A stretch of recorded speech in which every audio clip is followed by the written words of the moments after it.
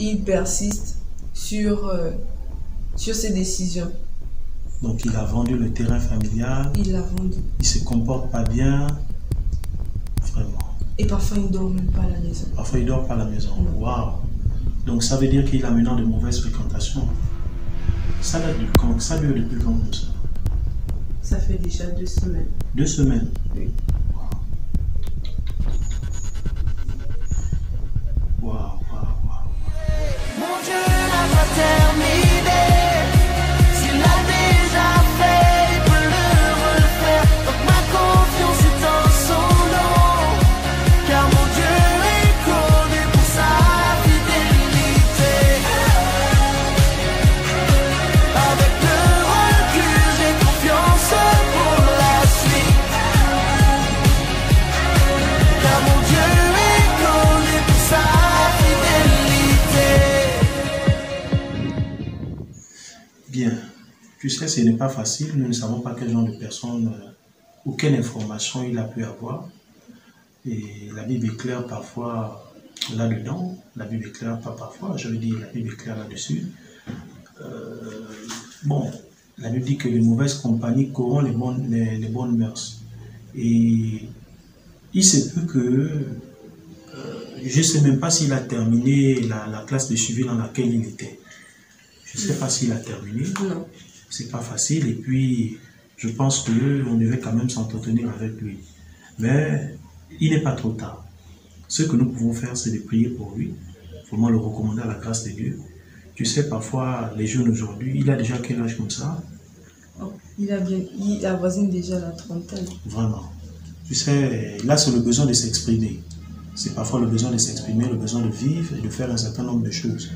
Et quand on est confronté parfois à de telles choses, on a envie de s'exprimer et puis on pense que ce qu'on voit vivre les autres, il nous faut vivre cela d'une manière ou d'une autre.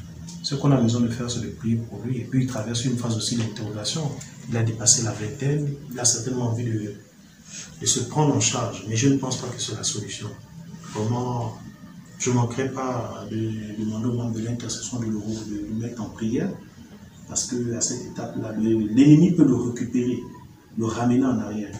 C'est quand quelqu'un commence avec le Seigneur, il est plus proche du monde que Dieu. Ce n'est pas facile. Bon, c'est ce qu'on fera. J'aurais bien voulu qu'il soit là. On ne manquera pas de l'appeler. D'accord. On ne manquera pas de l'appeler. Ce n'est pas facile. La seule chose que nous pouvons faire au lieu de parler, c'est de prier. On va vraiment prier pour lui. Ce n'est pas facile. Et il n'est pas trop tard. La Bible dit que si nous demandons quelque chose à Dieu, il nous l'accorde. Et rien n'est impossible au Seigneur. Vraiment.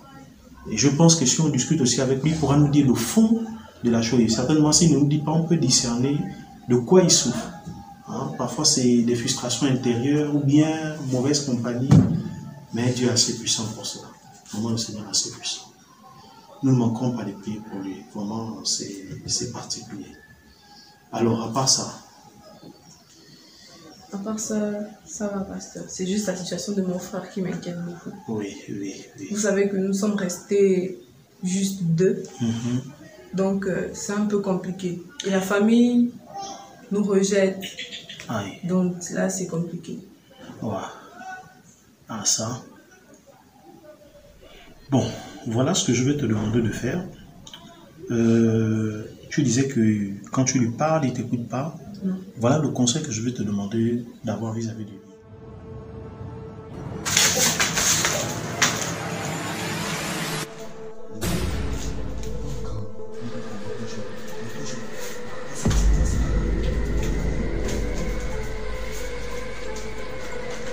Comet, je vous emmène à nouveau.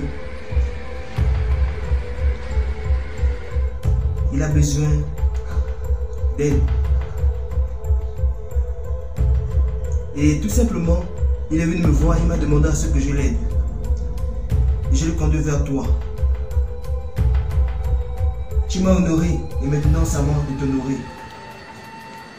Il est prêt à donner son âme.